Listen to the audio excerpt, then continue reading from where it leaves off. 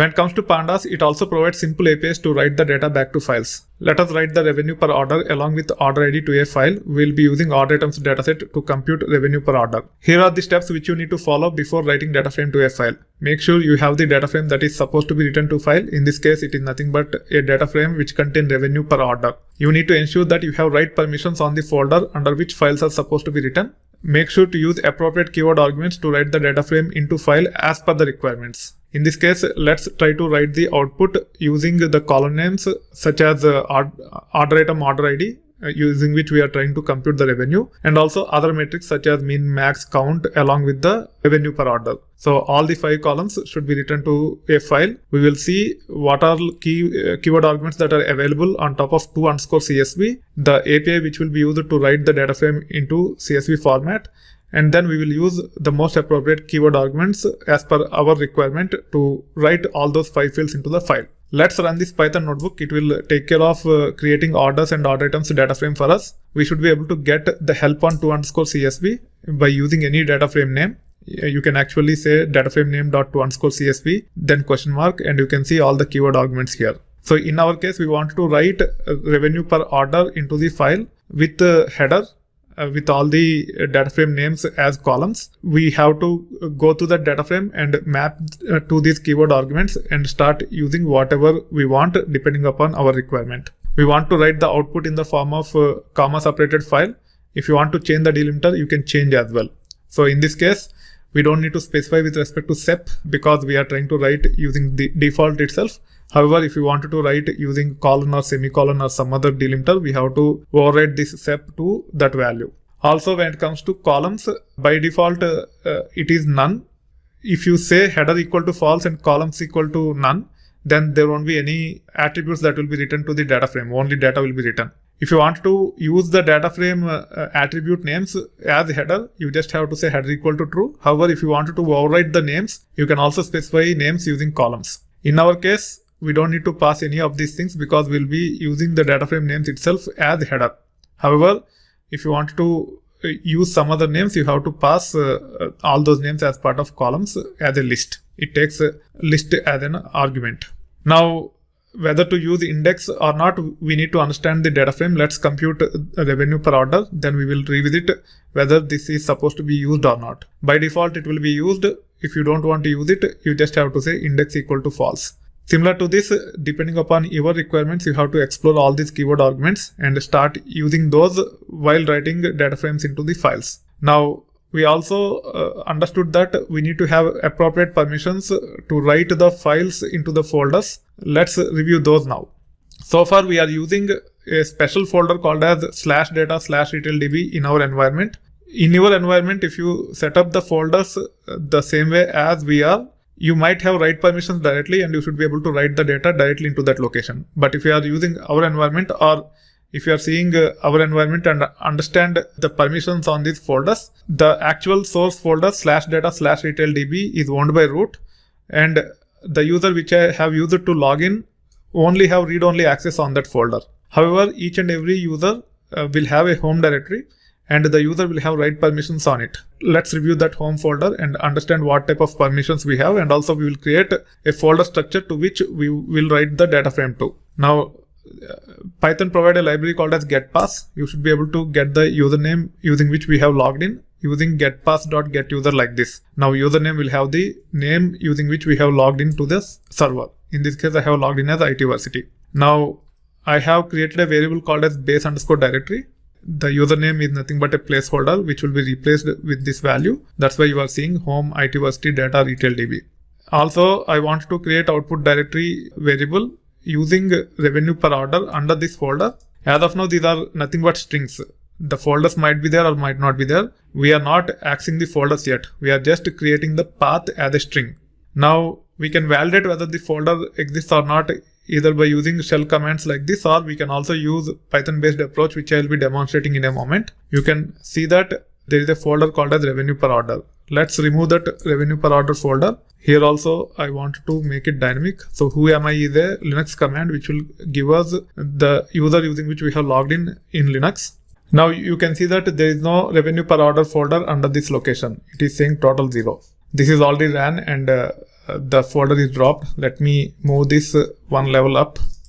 Now we should be able to use a library called as subprocess, and we should be able to execute Linux commands using subprocess.call like this. So in case if you want to use Python based approach, you can say rm-rf and the output directory, which is nothing but this one, which is pointing to the same location. So this command can be broken into 3 values in the list: rm-rf and output directory. They are all separated by space, and you can pass them as a list to call. It will take care of deleting the folder if it exists. As the folder doesn't exist, it will not do anything. If you want to create the folder using subprocess, this is how you can create the folder. You can also say mkdir-p and the path, which is nothing but this one, to create the folder using Linux based approach.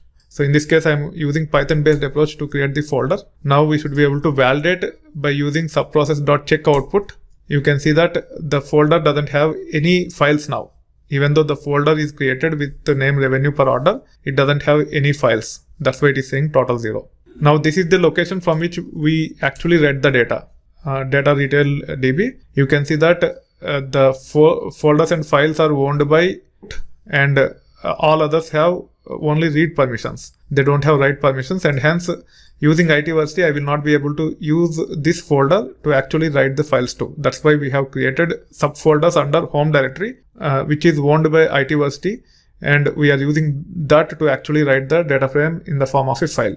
Now you can actually preview orders as well as order items. In this case, we are interested in order items. We want to get revenue for each order ID. So this is the order ID. For each order ID, we want to get the revenue as well as some additional metrics such as count, min, max, etc. So this is the one which will actually give us the output we are looking for. Let me add a cell here and let me run this. We have seen group by and ag as part of the earlier topics. I am running this. It will take care of giving us some min, max, count along with order item order ID. If you see, order item order ID is highlighted here because this is index, as we have used order item order ID as part of the group by. Now using this, we want to write all these fields into the file.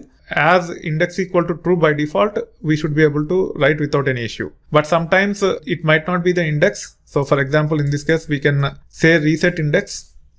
If we say reset index, then order item order ID will not be index anymore. There will be an implicit index, which is nothing but this one. Now, if you wanted to write this data frame, by default, even this one will be written. We might not want this. In that case, we can say index equal to false. Also, if you look at order items itself, and if you want to write to file, you can see that even this one will be written. If you don't want to write this, instead if you want to write only these fields into the file, then you have to say order items.tocsv, give the path to which the file should be written to, then index equal to false, then this will be skipped. Otherwise this will be written. That is the relevance of the index. In our case, as our output contain order item already as index, we just have to use the default, which is nothing but index equal to true. So if you go here, index equal to true, and hence we can leave it as default. So path, home, ITversity, data, retail DB, revenue per order, that is the folder, and then file name to which we have to write. Separator is comma itself, and hence we can ignore this. We don't need to specify the argument. We want header, even this one can be ignored. We want index also, hence we can ignore this also. We just have to pass the path and the data will be written to the file in the form of CSV. Now let's go through the usage of to_CSV here. You can also write to JSON if you want. In this case, first I am writing to JSON. You can actually review the location and you can see the file here. However, it will be written as one JSON document. I don't want to evaluate that JSON document because using Jupyter Notebook, it will actually throw this warning. If you want, you can actually go to the underlying file system and you should be able to review. The only reason I am demonstrating using to_JSON is to make sure that you understand there are bunch of APIs which can be leveraged to actually write the files to different file formats. Now the primary focus is on to_CSV. When it comes to the header, I want count to be item count and revenue to be revenue like this. Otherwise it will be count and sum. To rename the columns, we can use the rename function and we can specify the existing aggregated column names with the columns using which we want to rename them. Now you can actually review the output. These are the columns which will be used as header in the file. Now we should be able to run this. To write the data frame into a file called as revenue per order, You can validate by running ls-ltr on revenue per order folder. You can see we have both JSON as well as CSV. You should be able to run this to actually see first few lines to ensure that we got all the column names along with the right delimiter and the output which we are looking for. You can see that the column names are nothing but order item, order ID, revenue, min, max and item count, whatever we have seen here. Also we got the index because by default index equal to true. You can see the order item, order ID values here and rest of the values along with the order item, order ID. This is how you should be able to leverage to_CSV and write a data frame to CSV. In this case, comma is the default delimiter. If you want to use a different delimiter, you can specify that using sep keyword argument. Make sure you are comfortable with this so that you complete the end-to-end cycle by reading the data from file into a data frame, process the data depending upon your business requirements, and write the final output to the files. That will actually complete the whole cycle of data processing pipeline or data engineering pipeline.